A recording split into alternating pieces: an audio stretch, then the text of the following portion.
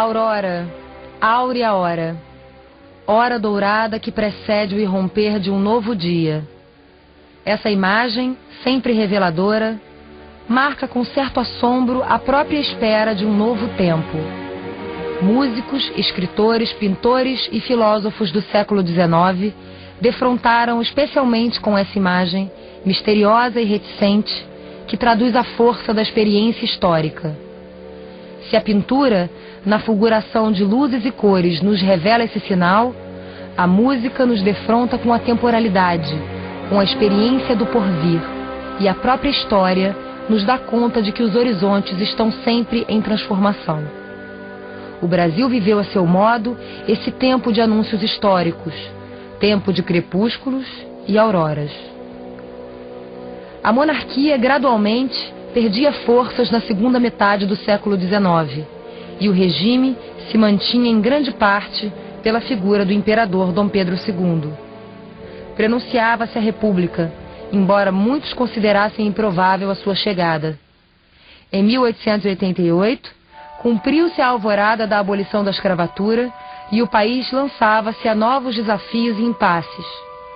A República surge meio de improviso, resultado da ação de lideranças militares pautadas na filosofia positivista de Augusto Comte, que via na ditadura republicana a melhor forma de governo, a salvação nacional exercida no interesse do povo e de setores da elite burguesa do país, principalmente da oligarquia cafeeira de São Paulo, organizada politicamente em torno do Partido Republicano Paulista. O período republicano entre 1889 e o fim daquele século foi marcado por grandes incertezas e conflitos que colocavam em xeque a sua consolidação. A busca da afirmação do novo regime torna instável o início da Primeira República, sacudida por forças contrárias e pela anteposição de diferentes correntes republicanas, o que não lhe dava um sentido e uma direção clara. Foi então, em seus primeiros anos, muito mais o fim de um regime secular do que propriamente a afirmação de outro. O positivismo francês, que flamulava nas academias militares, era a principal referência do regime. O federalismo, aos poucos, dava nova feição política ao país. No lugar das antigas províncias, os estados da federação. Essa nova condição fortalece a posição do regime e cria suas novas bases de sustentação. A influência positivista tornou-se visível nos símbolos pátrios. A bandeira evoca a ordem e o progresso como base e finalidade, deixando de lado o terceiro termo da proposta positivista, o amor como princípio. Outra evocação de influência francesa é a escolha da figura da mulher como símbolo da República.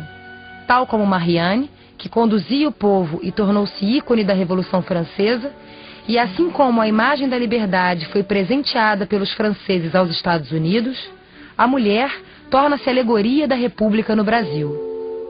Se com o tempo a alegoria da mulher deixa de ser o símbolo republicano, na sociedade burguesa ela aparece como símbolo de juventude, moda e comportamento, conservando a função de esposa e formadora de grandes homens.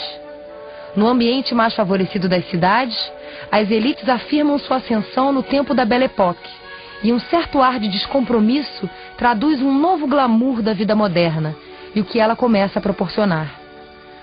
Novos gostos, hábitos e modas definiam uma nova cultura do país, tomada de empréstimo da aristocracia estrangeira.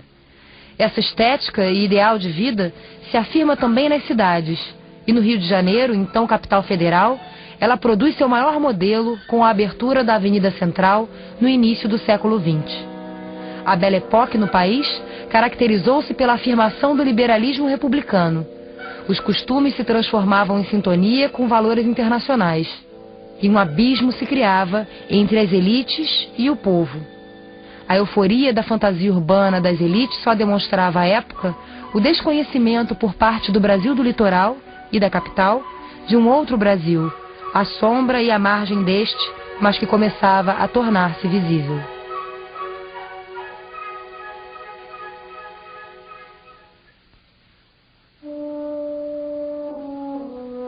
A luz da aurora revela-se por seus contrastes, pois enquanto algo se anuncia e se clarifica, alguma coisa permanece à penumbra. O Brasil da Primeira República revelou-se em muitos destes contrastes. Inicialmente, pela própria instabilidade do regime, pelo temor de levantes monarquistas e por revoltas que teve de debelar, como a da Armada entre 1893 e 1894.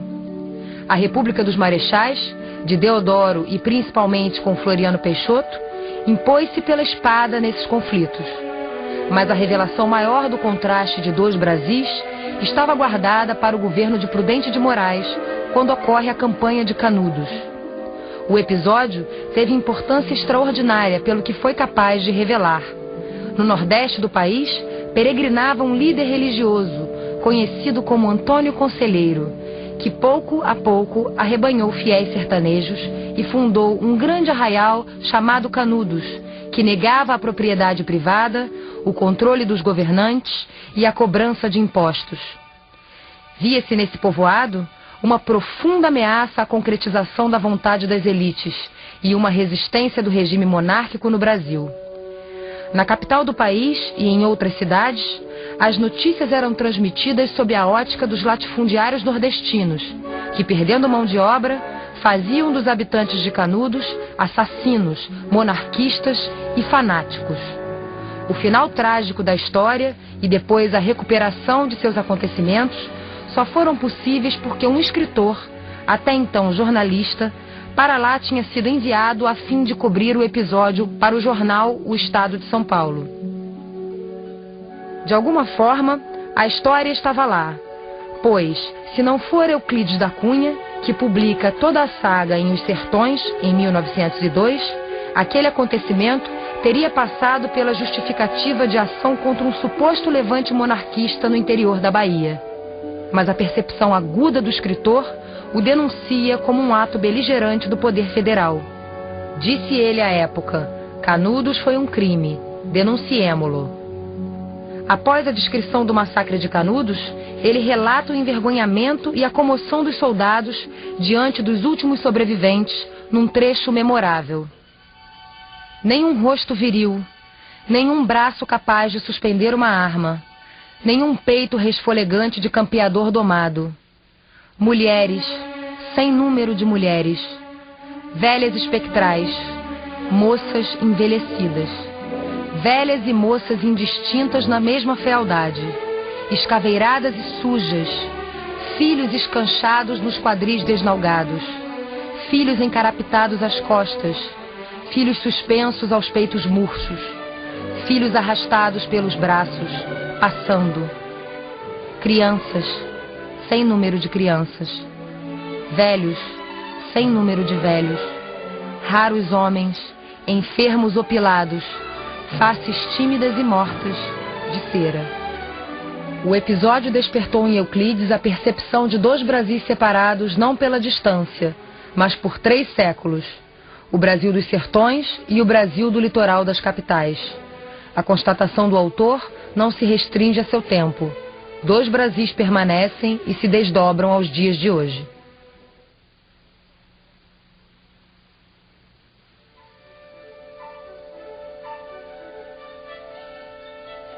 O aparecimento de uma grande avenida no Rio de Janeiro representou a face luminosa da aurora republicana e dos seus ideais de um novo país.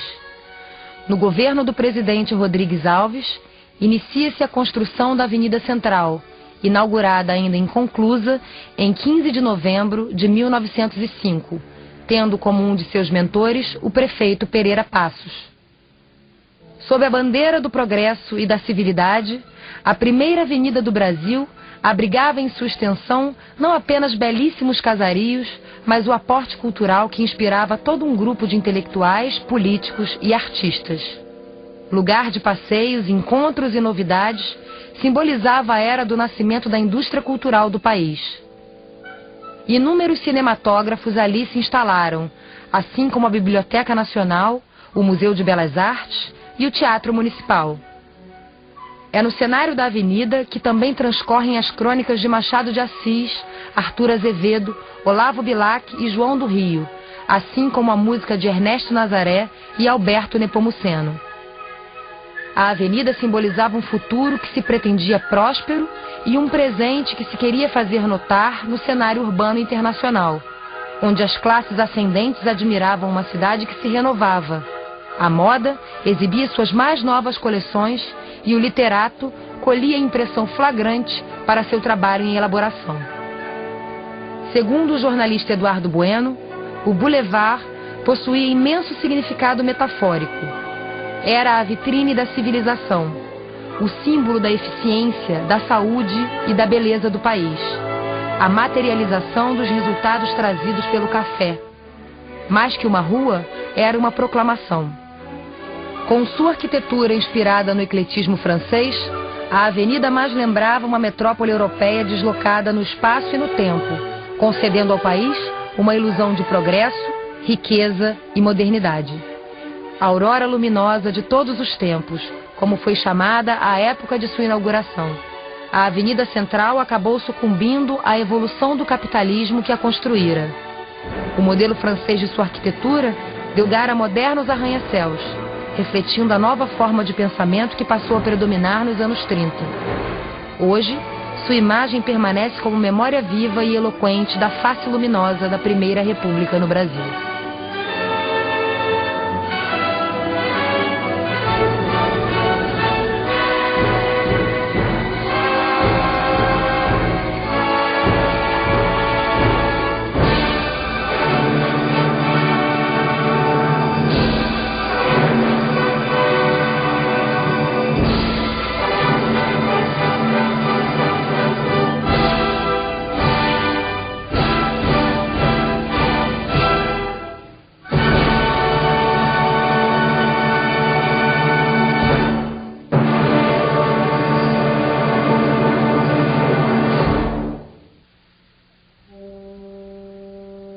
O cearense Alberto Nepomuceno foi um compositor consciente das transformações por que passava a música do seu tempo, além de ser revolucionário para sua época.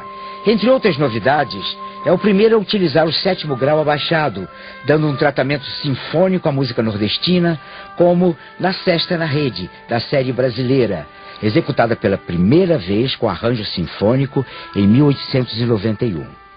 Traduz do alemão o Tratado de Harmonia de Schoenberg e, em 1916, tenta implantá-lo no Instituto Nacional de Música no Rio de Janeiro, provocando reação negativa em todo o corpo docente da instituição. Sua maior revolução, porém, é a implantação do canto em língua portuguesa na música erudita. Avesso ao modismo do canto em italiano, cria polêmica ao afirmar que não tem pátria um povo que não canta em sua língua. Em agosto de 1895, Nepomuceno dá início a uma campanha que lhe renderia muitas críticas e censuras. Apresenta pela primeira vez, no Instituto Nacional de Música, uma série de canções suas em português, deflagrando a guerra pela nacionalização da música erudita brasileira. Suas atividades no Instituto Nacional de Música têm início como professor de órgão em 1894.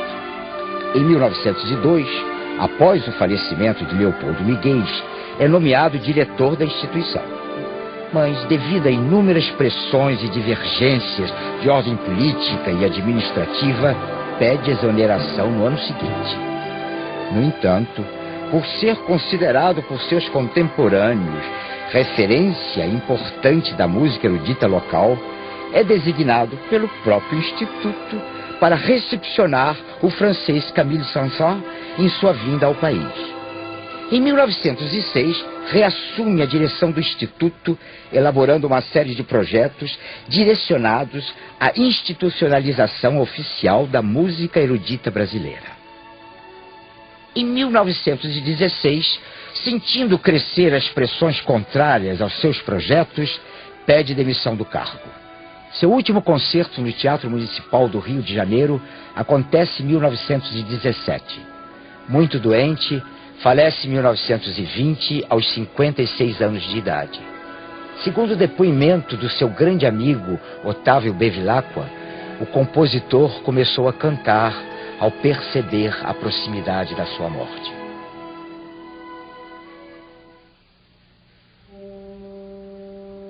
O cearense Alberto Nepomuceno foi um compositor consciente das transformações por que passava a música do seu tempo, além de ser revolucionário para sua época. Entre outras novidades, é o primeiro a utilizar o 7º grau abaixado, dando um tratamento sinfônico à música nordestina, como na Sesta na Rede, da série brasileira, executada pela primeira vez com arranjo sinfônico em 1891. Traduz do alemão o Tratado de Harmonia de Schoenberg e, em 1916, tenta implantá-lo no Instituto Nacional de Música no Rio de Janeiro, provocando reação negativa em todo o corpo docente da instituição. Sua maior revolução, porém, é a implantação do canto em língua portuguesa na música erudita.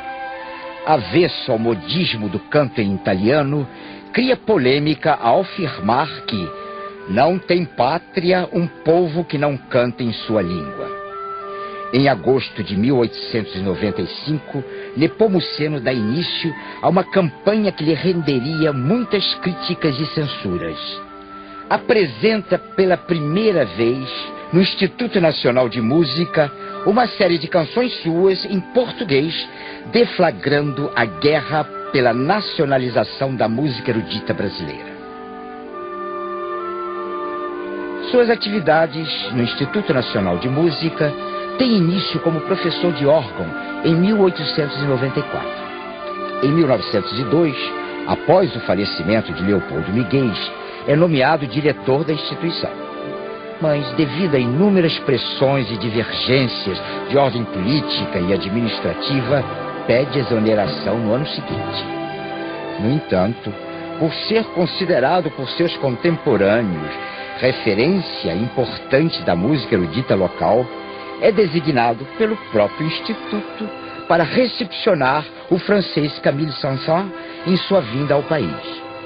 Em 1906, reassume a direção do Instituto, elaborando uma série de projetos direcionados à institucionalização oficial da música erudita brasileira.